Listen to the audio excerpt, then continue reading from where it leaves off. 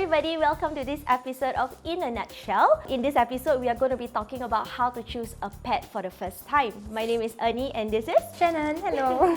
In today's episode, we are going to be talking about lifestyle adjustments when you get a pet.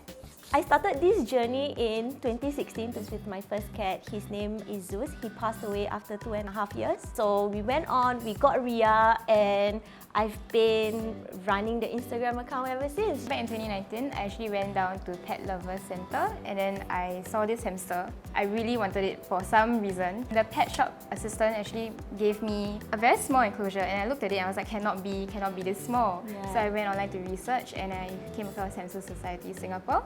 And then that's where I decided I wanted to join and be a part of a bigger movement. So the lifestyle adjustment for a day obviously is very different. It is now about waking up, washing Ria's bowl, doing food for her, making sure that she eats, even checking her water fountain is actually, running, everything is good. Okay, so for hamsters, it's actually not as complicated as bigger pets because they are just confined in a tank.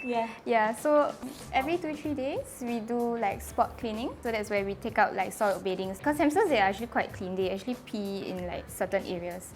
And then if your tank is much bigger, you can do a whole cage clean maybe once every 3 months.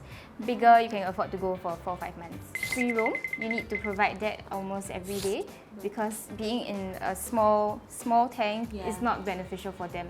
Because by nature, they actually roam quite far out in the deserts and all. We can't really mimic that in HDB, in Singapore context. So what we try to do is we provide as much as free roaming time enrichment for them as possible.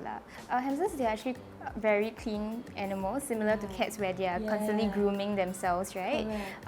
Hamsters as well, so they also use their tongue to groom themselves, clean themselves. We also have sand baths for them, so that's where they roll around in the sand, get rid of any excess oils. So we don't actually shower them with water unless, of course, advised by the vet.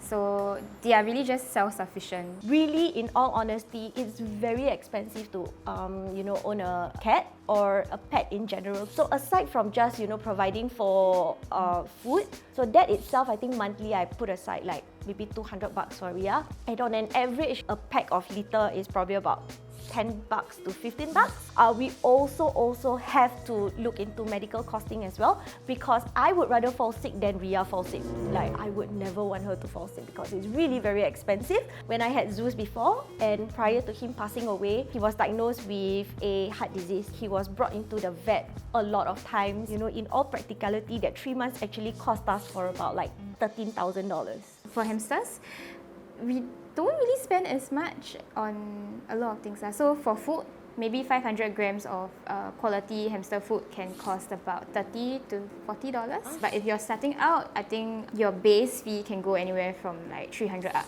because of the enclosure and setting up everything. Honestly, getting a pet in general is a very big financial investment. I totally agree with not you. only like with the food and expenditure purchases and all, but it's really the vet fees. Correct. And if they fall sick, it's actually quite fast. It's very rapid from then on. So during that 1 week or even a day, it can rack up to about 1,000. Honestly, it can really rack up a lot for such a small hamster.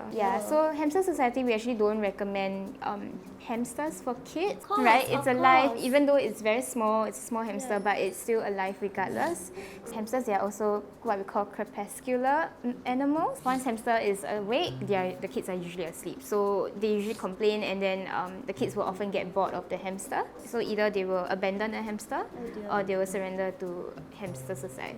It is very, very important to be respectful and be responsible. Do a ton of research before you even think about getting or embarking on the pet care journey. Very resourceful now that we have a lot of like websites and videos coming out, even more now than last time. So that's all that we have for the first episode of Lifestyle Adjustments. And on the next episode, we are going to be talking about the space requirements that we have and how we can choose the right pet for you and your family. So in a nutshell, this is how to choose a pet for the first time.